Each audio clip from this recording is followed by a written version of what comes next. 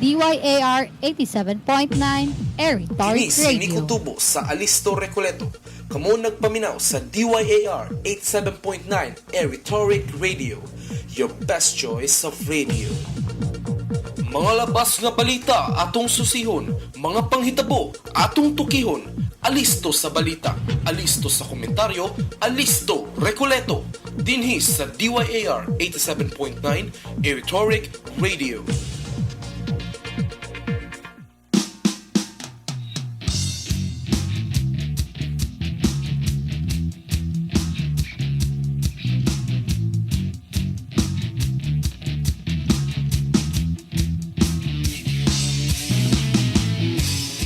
Maayong buntag mga kaalisto, aniya na sa ta karon sa atong programang Alisto Recoleto, kundi kita mususi og mutuki sa mga bago og labas nga balita sa ato ang katilingban. Takna sa atong oras alas 9:20 sa buntag.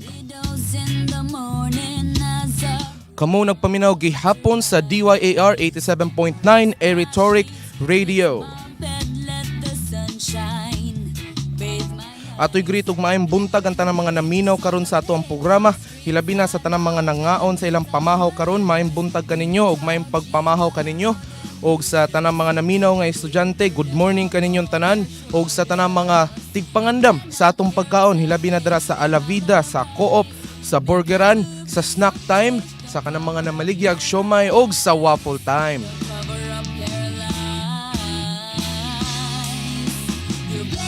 Kung kamo ganahan mo apil sa ato ang diskusyon, kung aduna may mga komento, suhestyon o mga ganahan ni greet dinhi sa kahanginan, mamahimo kamo mo text sa ato ang DYAR text line sa 0942-496-0534. Atong balikon sa 0942-496-0534. Mamahimo usab nga post mo sa ato ang Facebook page sa www.facebook.com/DYAR879. Tumbalikon www.facebook.com/DYAR879. Takna sa tong oras alas 9:21 sa buntag. The change must come and start. We're not here to fix their alibis. O atong may numduman kagahapon atong giistoryaan ang kabahin niining insidente sa Periculture Maternity House, kundi ang usa ka bata o kining infant gibutngan og medical adhesive tape ang iyang baba.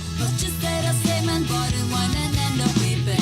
Make a move, do some change, don't go. O karong taud-taud atong makahinabi ang kining PIO o kining Public Information Officer sa Department of Health Region 7 nga si Ma'am Ruth Suzette Habonete, no? Ato na siya makauban karon sa kahanginan aron mas klarohon pa unsa ning unsa magyoy updates kining kabahin sa pag-imbestigar nining insidente sa Periculture Maternity House. O mobalik usa ang kining atong programang Alisto Recoleto aron matagaan nato higayon aron makauban nato sa kahanginan ang kining ato ang PIO sa Department of Health Region 7 nga si Ma'am Ruth Suzette Habonete. So paabot lang ta mga kaalisto o mobalik usa ang programang Alisto Recoleto dinhi sa DYAR 87.9 Eritoric Radio. Human niining pipila ka mga pahinumdum.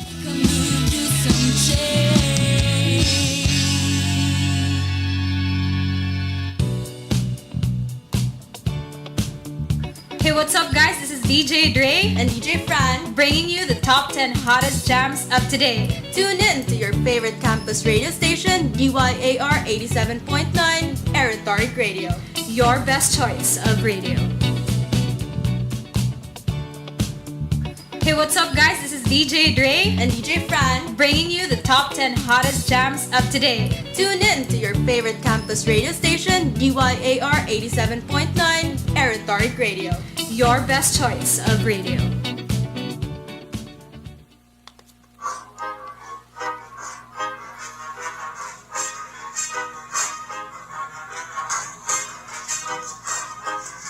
Let's do self-service na, self-service na dito sa ating kantin.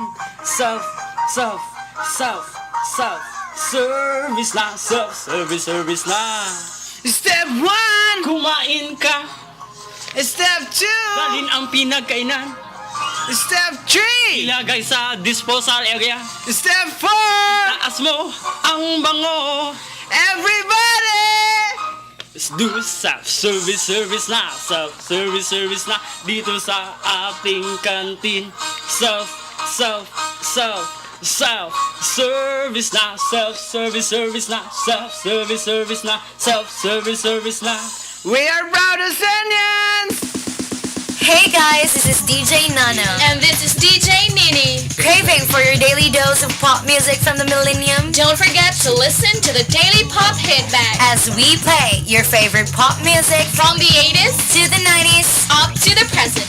only here at DYAR 87.9 Eritoric Radio. Your best choice of radio.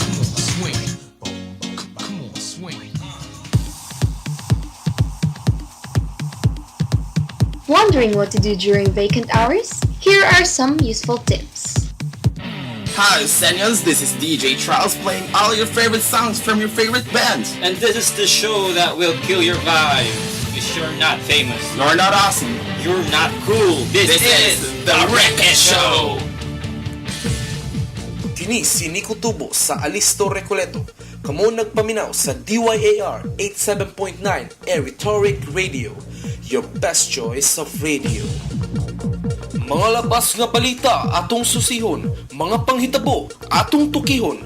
Alisto sa balita, alisto sa komentaryo, alisto Recoleto. Dinhi sa DYAR 87.9 Eritoric Radio.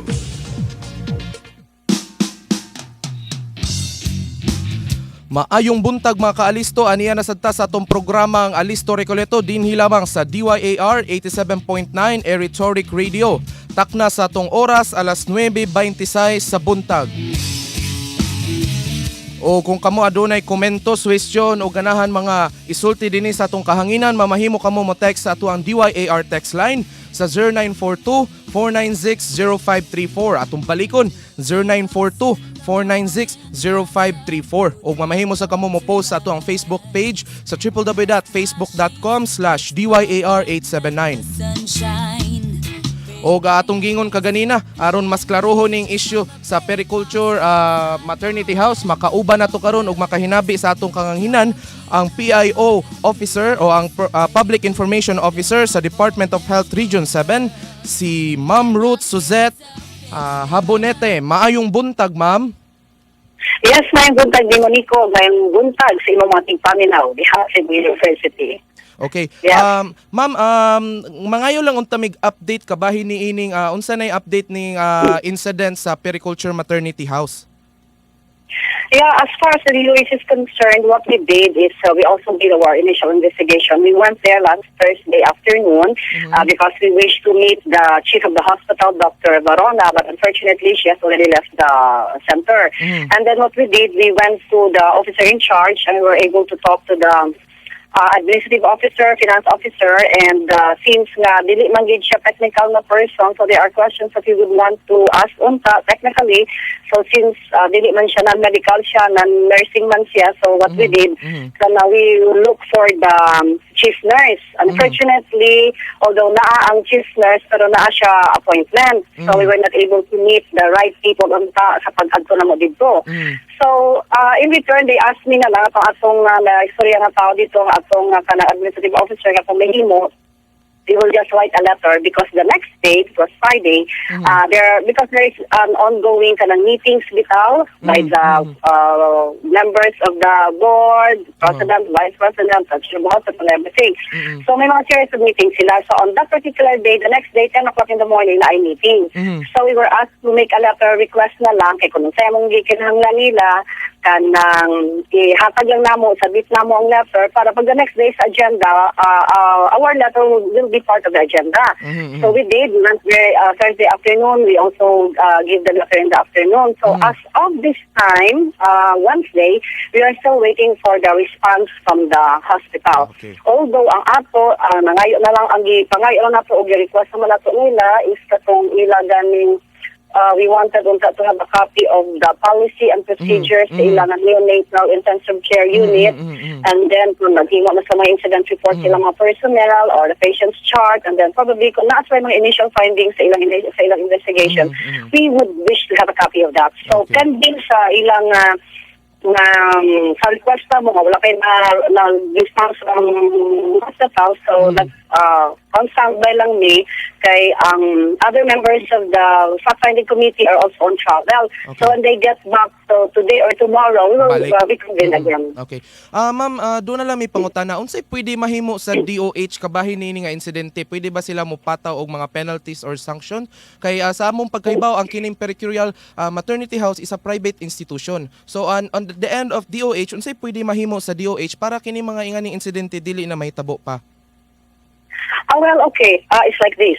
Ang DOH, bisan sa mga private sila, they are semi-private actually. So, ang clinic is a specialty hospital. The Department of Health is the licensing and the regulatory arm of the government. So, meaning to say, we give them the license. For example, ma-renew man na sa ilang na license as long na na-follow lang nila ang guidelines, ang requirements ng DOH as far as the hospital license is concerned. So wala mo tayo problema, ana. Pag abot na po sa personnel, I mean, let us give them the opportunity to police their own rank. Sila madisiplina sa ilang mga tao because as an institution, they have the right to do so. Ilang mga tao. So, dili man kami kadiretso dito sa impose sanction. Sila man na mag-impose sanction kay sila inahaman ang hospital. So, kung mag-ingon ka nga sa personnel, good ilahag yun na. I mean, there are agencies that take a look into this situation now. Kaya kung mag-ingon ka nga kung sa health personnel mismo, ang ginaingon nila is license ma. So, that's for the PRC. Okay, ma'am. So siguro ang amo is just recommendatory. Kung unsa man ang results sa ilang investigation, separate pa ng among investigation. We will also do our investigation. Well, anyway, we'll keep you updated once na magbalik ang team na to, especially for the Dr. Mangkaw. But for the meantime, nag-abot lang ni unta. Kato lang usa ang ilang policy and procedures. We wanted to have a copy of that. Okay, ma'am. Very quick lang, ma'am. Kung sa policy lang about regarding sa DOH, kining pagbutang og medical adhesive tape o kining mga pagbutang og kining chupon sa baba sa usa ka infant, is it in the practice, Jud? Hindi na siya. Okay, ang Department of Health natin, programa nga gitawag na Mother and Baby Friendly Hospital Initiative in relation sa atong breastfeeding campaign or program sa Department of Health. Okay, for them to be certified as a Mother-Baby Hospital Initiative, they have to follow the 10 steps to successful breastfeeding. And number 9 there is give no artificial tips or pacifiers to breastfeeding infants. So that's the number 9 violation already. And another thing would be kanang mga nakay ganing usa ka inahan after 1 hour, as long a normal delivery, wala problema sa bata, wala complications whatsoever. Kung man panganak sa inahan, the most is 1 year, the most is 1 hour. Umano sa kawatan, baka rooming in, more na bago mapalisin sa DOH, wala na kang usa ka inahan, normal delivery, after an hour rooming in, latching in, kay breastfeeding na dahil ng bata. So, siya supposedly dili na mag-maintain kanang nursery mo sa hospital, but except for mga intensive care unit lang ba, ICU, bitaw siya ba, kung wala yung mga problema sa bata, that's the only time. So, exactly nga unta, so we wanted unta na kanang ang parents bitaw if they have to write us or palaklik complete for us, mas maayong kasi pinaro. Pakita man yung details ginagawa sa sitwasyon, sa events, like what day, what time, ang pagkita-mua, pagpamutan niya, ang pagkita-mua. So wala kami so haka-haka, istorya lang din ang mua. So usually when you file a complaint that is document sa government, we need document mo complain, no? So even then, pero in spite of that, even in the absence of their complaint, ang regional director natin, si Dr. Harry Donadas, reconvene ng yun the fact-finding committee. Just to take a look into the case. Because it's all over. It's over in the newspaper, radio, it's all over TV. It's all over the newspaper. So, mga lang nga, So, mga nga mo, nga kanang, upon instruction to the director na, just do our own. You go ahead, headed by the hospital facilities licensing section, conduct your investigation. Okay. Come on, instructions from the rest. So we're doing it now. Okay. Last na lang ma'am. Last na lang regarding ining unsay mong mensahe sa katong mga adunay mama, adunay igsuon or adunay mga higala nga ganahan magpaanak or unsa may inyong ika-advise nila aron makapili gid sila mismo unsay sakto ug matarong nga mga ospital para nila. Kana siya, okay. Let me put it this way. Ang maternity hospital, they've been serving the community for the last 100 years. Mhm. They have established their name, the respect and the trust, the integrity of the community for a very long time. And I don't think na willing sila give up on nila that easily ang kanang reputation for such one incident. So that's why na ang maternity karon, they're doing its best. They're doing a deep probe into the case. Ano nga makita yun na dili ako magaba, dili sila, they will not allow it. Pero di mahugaw ilangan.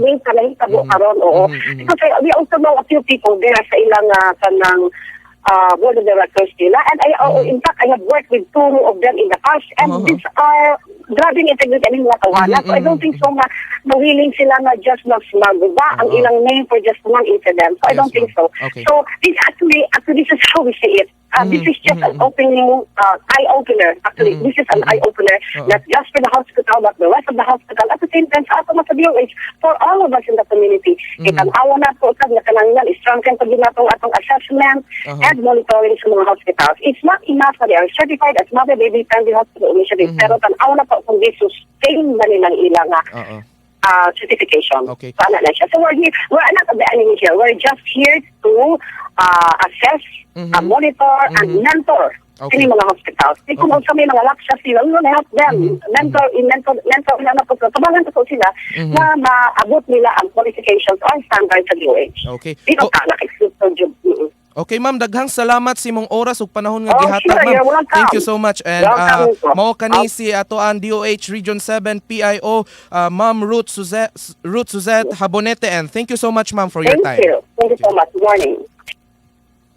Okay mga kaalisto, mao kato ang ato ang Public Information Officer sa DOH 7 atong nakahinabi og atong nadunggan ang kabahin on their side, no. So mismo ato ang PIO officer, ato ang Public Information Officer miingon mismo nga sa kato adunay 10 steps, no, aron madeklara ang usa ka hospital nga angkop og para og bagay para niining mga mama og mga bata og sa ikasiyam nga step is ni violate ni kining periculture maternity house kay gibutang ngadto sa rule number 9 is that walay bisag unsa nga mga artificial nga ibutang sa baba sa usa ka bata, hilabi na niining mga bagong anak o atong gitawag na mga infants o mga newborn babies. Oo, mao kana nga usa kini sa mga kana palang daan sa rule number 9 sa kining gipagawas nining DOH is ni violate na ang kining maternity house, no. Og atong madunggan nga sakto ang giingon ni Ma'am Ruth Suzette Habonete.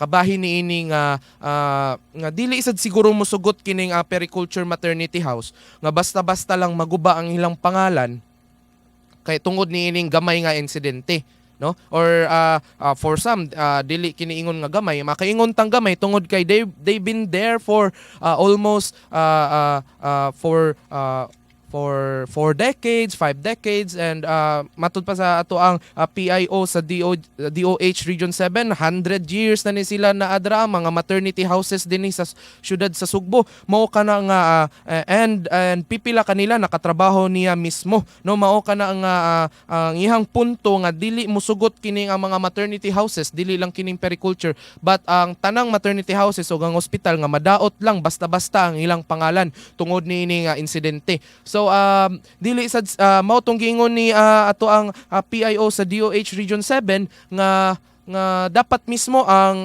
institution mismo sa periculture maternity house, sila mismo ang mopulis sa ilahang mga tao. Sila mismo ang modisiplina sa ilang mga tao.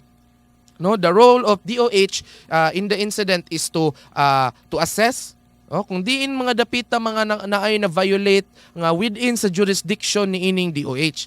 And to regulate ang kining kung inigrenew nila sa ilang license dito sa DOH, ilahaman ng i-review, ilahaman ng tanawon kung pasar ba o hagbong sa mga qualifications ang kining ingon nga maternity house.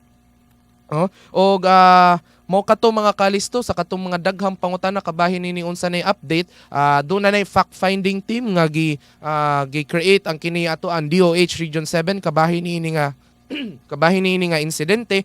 Mao kana tong paabot-paaboton og huwat-huwaton sa karong mga sumusunod nga adlaw kung unsa pay mahitabo niini. No, kaysa pagkakaron mismo ang ginikanan niining ning bataa wala pa ni file o wala pa mipasaka og complaint ngadto sa DOH or sa DSWD or sa PRC. Mao kana ang giingon ni Ma'am Ruth kanato, ang PIO sa DOH Region 7. Mao kana yang giingon nato kay as of now ang mga reports nga naabot nila is puro mga giingon lang niya giingon ni kuan ana. Ang gusto gid nila is a documented complaint. Documented complaint nga nay mo ingon nga na violate ang ilahang patient, na violate ang bata.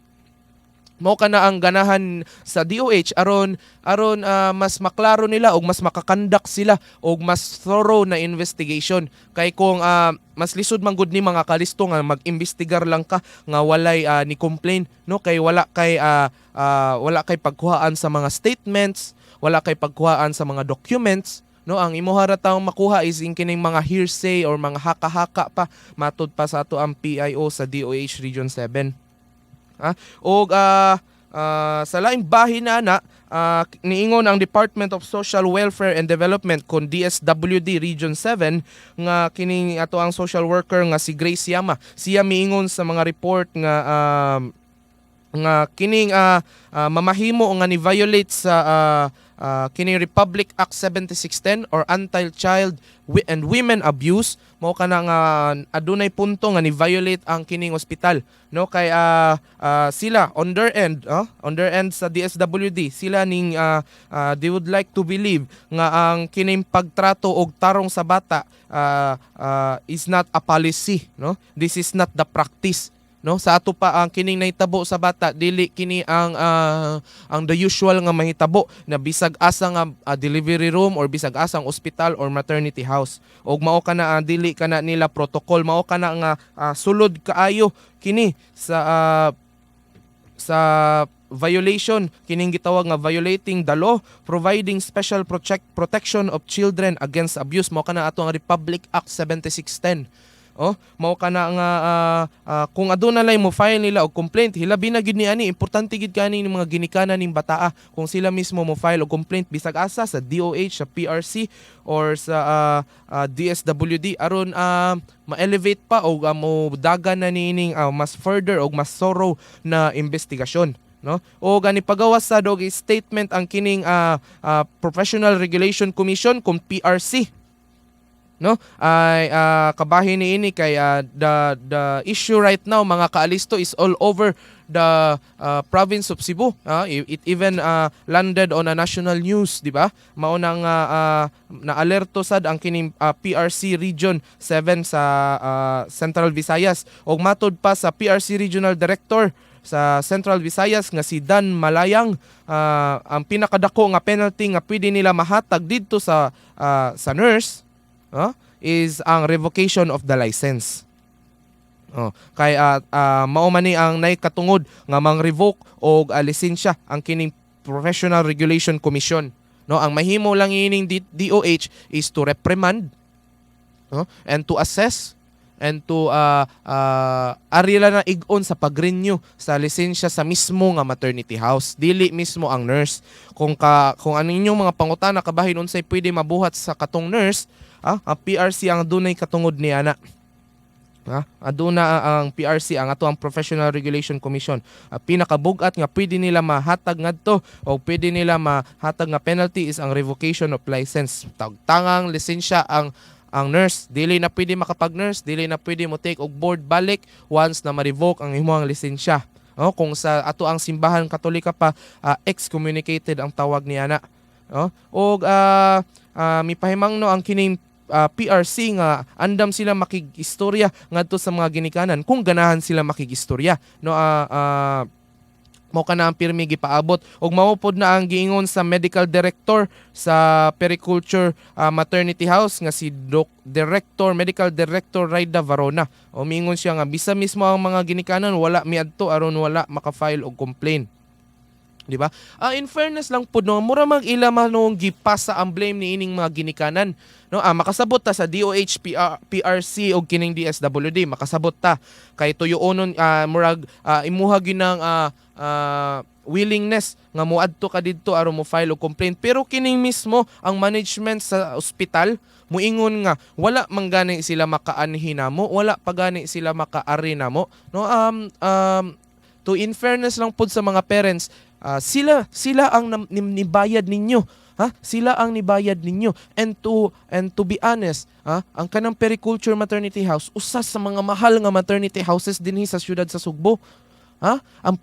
Sa ato ang base sa ato ang mga source, ang mga package nila moabot niya to sa 30,000. 30,000. And when incident like this occurs, dapat mismo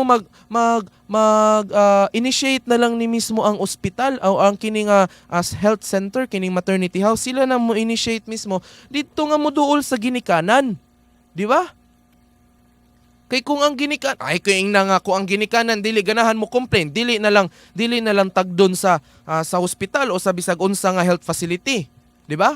Dapat sila mismo, if they are very willing to, if they really want to protect their name and to protect their integrity sa ilahang health facility, they should come to the parents, di ba? Dapat sila mismo moduol ilang istoryaon, oy ma'am sir, nakakuan man gud mi ning balita kabahin nining nabuhat sa moang health facility, ganahan mi makigistorya. Di ba dapat it should be the initiative na lang sa hospital mismo nga moduol, regardless mo file or dili o mo file og complaint, because the picture never lies, di ba? Dili na mamakak ang picture, no, og dili mamakak ang mga reports, no? Dili mamakak mismo ang unsay nakit-an sa publiko. Kay dapat sila mismo ang moduol, sila na mo initiate, no? Kay maghuwat pa sila nga moduol ang ginikanan nang may tabuan ni makalimtan ang issue og kibaw biyata nga justice delayed is justice denied. Di ba? And to be honest, para sa tanang mga tuntig paminaw karon, daghan na violate ang kining maternity house kato pa lang nga insidente daan. Naay rule ang DOH nga dapat there should be no bisag unsa nga ibutang sa baba sa infant, hilabi na aning chupon or kining pacifier. Okay, mamahimo kaning cause og contamination, and the immune system of an infant, of a child, is very weak. Kani ganing mga 0 to 5 days old, 0 to 1 week old nga mga bata, hinay pa kay ni resistensya og duol pa kay ni sila, dali kay ni sila matapdan og mga sakit. Mao na nga naa sa role nila nga dili gyud butingan og pacifier, no? Kay matod sa ato ang usa ka source, gutmon naman ning bata, muhilak raman ning bata, it's either gutom siya, puno iyang diaper, or adunay ning nirelease og waste ang kining bata. Maura na ang mga factors nga no muhilak ang usa ka bata. Og sa atong sa pipila ka mga report nga nanggawas, mao kuno na buhat ni sa nurse ang kining pagbutang og pacifier, no? Kay aron ma-minimize ang paghilak sa bata. No? Mao ka na ang ilang argumento didto kini kabahin nining isyuha. Gibutang ang medical adhesive tape aron dili matagak ang pacifier. Sus mga kaalisto, ang pagbutang og pacifier sa mga infants, sa mga bata, sa mga newborn babies are not allowed with regards to the rules and regulations of DOH aron child and mother friendly ang usa ka ospital. Kana palang daan, sangit na ang kining Periculture Maternity House. Og karon sila pa mismo magpaabot sa ginikanan nga mo file og complaint. The issue is overwhelming, mga kaalisto. The issue is overwhelming. Dapat makuyawan ni sila kay ilahang pangan ang their name is on fire, nabutang na put into test ang ilang integridad. Mo kana nga dapat naman lang siguro sila mismo ang the administration of the Periculture Maternity House should initiate. Diba? Sila nalay duol dito sa ginikanan. Bisa man lang pagpangayog pasaylo sa insidente nga naitabo. Walay mawagtang kung kamo mangayog pasaylo sa mga ginikanan. Walay mawagtang kung kamo mangayog dispensa sa naitabo nga insidente. No? And I believe, no, nga kung ila ka ng buhaton, mas mutaas pa ang ilang integrity. Because it goes to show that, it shows that kung ilan ang buhaton nga mangayo man lang sila bisa gamayng dispensa dito sa mga ginikanan, it shows that nga they really care about their patients. It shows that they really look after their patients. No nga aware sila o ganahan sila pangalagaan ang kung unsa may sentimento o mga reklamo sa ilahang mga pasyente. Dili kay magpaabot pa sila og reklamo mismo sa pasyente kung ang issue is very overwhelming na, di ba? And the issue is all over the newspaper, it even landed in the national TV. Mao kana nga atong giingon nga sa kabugat sa issue, di ba? Ka mga kaalisto ko inyong tanawon ang kabugat sa issue. Do they need to wait for a complaint? Di ba? Do they need to wait for the parents to come to their office? Ingana na lang gid day sila kagamahanan nga paaboto nila kung kinsay mo reklamo. Di ba they are there to serve the people. They are there to conduct service to the patients nga nipili og nisalig sa ilahang health facilities. Di ba? Gitagaan sila pagsalig, gibayran sila sa mga pasyente. So if there is an incident na ni-occur, it should be a SOP. Dapat standard operating procedure na nila. They will come to the patients, pangutan-on nila mismo, makighinabi, klaroho ng tanan, so that makita nato nga sincere po dahil ni sila sa pag-take care sa mga ilang pasyente. Nga sincere po dahil sila, nga mulok out po sila sa welfare sa ilang mga patients. Hilabi na nining mga bata. No? Kay, taghan biya ang mga nakadaadlaw. And the price that they are paying to that maternity house is not small. Wala ta nag-istorya og 5 mil diri mga kalisto, wala ta nag-istorya og 10 mil mga kalisto. Matud pa sa ato ang source nga sulod mismo sa Periculture Maternity House. Ang package sa ilang pagpaanak is moabot ug mokaabot ngadto sa 30 mil pesos, 30,000 pesos. Ingana kadako, and then na-incident na dili man lang ka duolon sa institution, dili ka duolon sa health center, di ba? Dapat sila mismo mo seek welfare sa ilahang mga patients. Dili kay sila pay magpaabot. Mao nang usahay ba? Dili ta maka-blame ni ining mga daghang kalagot ilabi na ning online sa ato ang mga social networking sites kining Facebook, kining Twitter, nga diin makita nato ang mga sentimento sa mga ato ang mga netizens kabahin niini nga issue.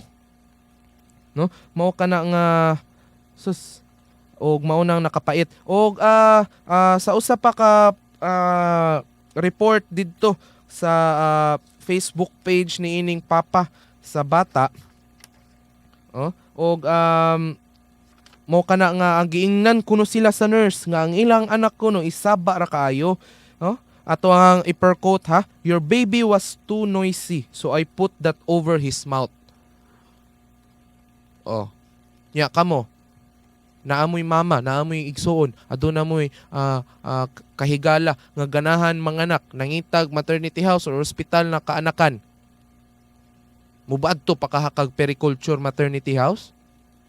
Dili na, di ba? Tungod ni giunsa nila pag-handle ang mga infants diha.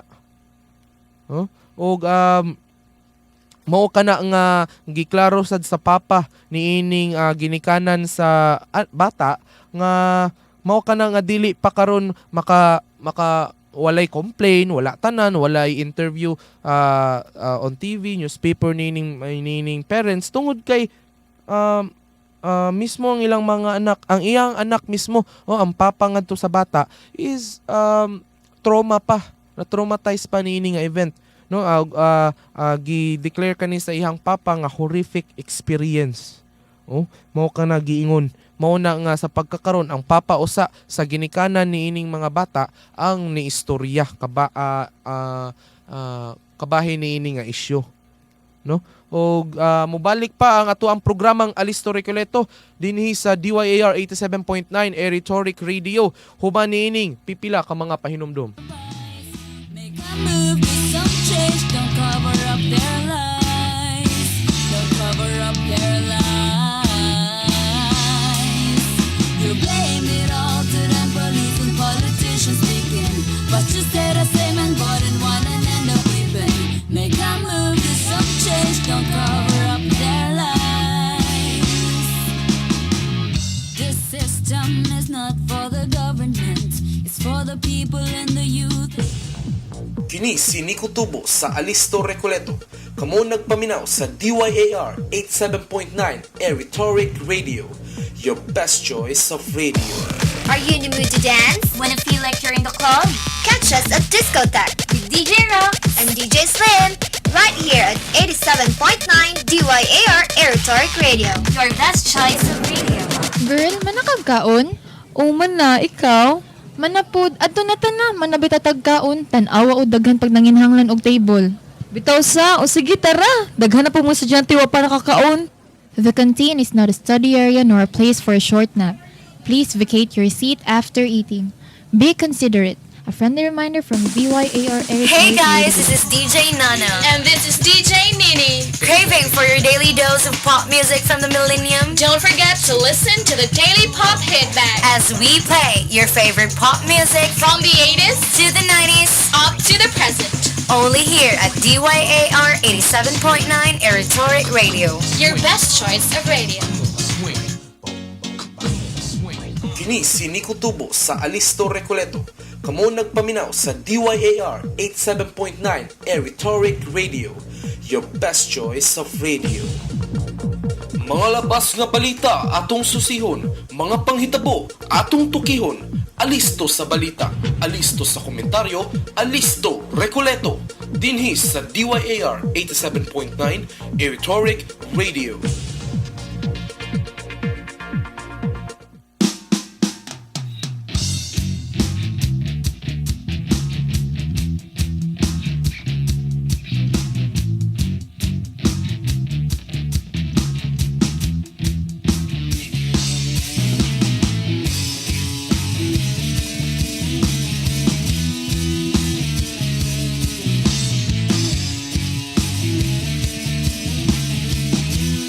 Mayong pagbalik sa atong programang Alisto Recoleto dinhi sa DYAR 87.9 Rhetoric Radio. Takna sa atong oras alas 9:56 sa buntag.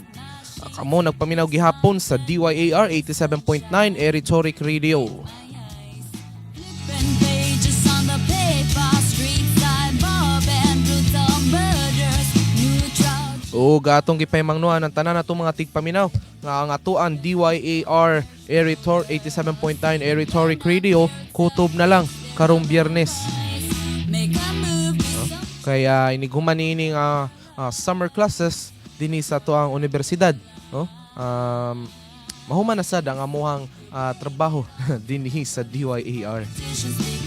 But you stay the same and bought in one and end up weeping. Make a move, do some change. O syempre, mobalik po na ang DYAR 87.9 inig first semester, no? Pero lahi na ang inyong mga mapaminaw sa kahanginan. Mauna po na mga umaabot ng mo-duty dinhi sa atuang campus radio station sa University of San Jose Recoletos. Muna nga sayang sad, no, makamahay pod gamay.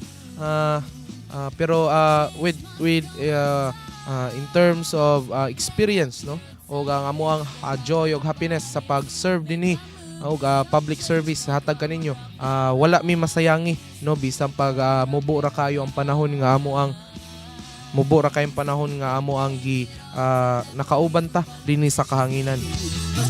Og padayon lang gihapon kamo og text sa ato ang DYAR text line sa 0942-496-0534. Atong balikon sa 0942-496-0534. Og sa kini ato ang programang alas 9 hangtod alas 10 ugma mohatag ko og higayon kaniya sa tanang mga naminaw na to karon nga ganahan mo greet on air, no? Pwede na to hatagan og higayon nga madunggan ang inyong tingog mismo dinhi sa kahanginan.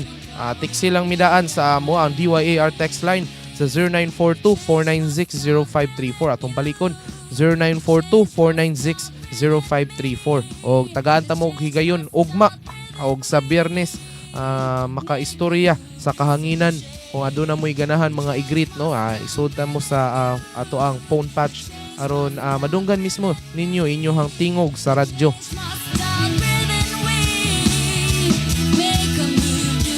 O mao to atong gistoryahan kaganina mga kalisto ninyong nadunggan mismo ang Public Information Officer sa Department of Health Region 7. Kung unsa ang ilahang statement o unsa ilahang aksyon na gibuhat kabahin niining insidente sa Periculture Maternity House, no?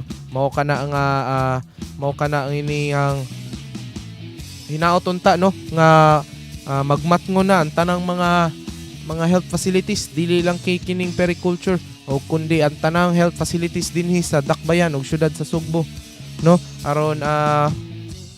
Aron taon mabalik ang pagsalig sa tanang mga ginikanan nga mga mama nga ganahan mo hatag og maayo nga delivery sa ilang mga anak. Og takna sa tong oras sakto igo ra alas 10 sa buntag.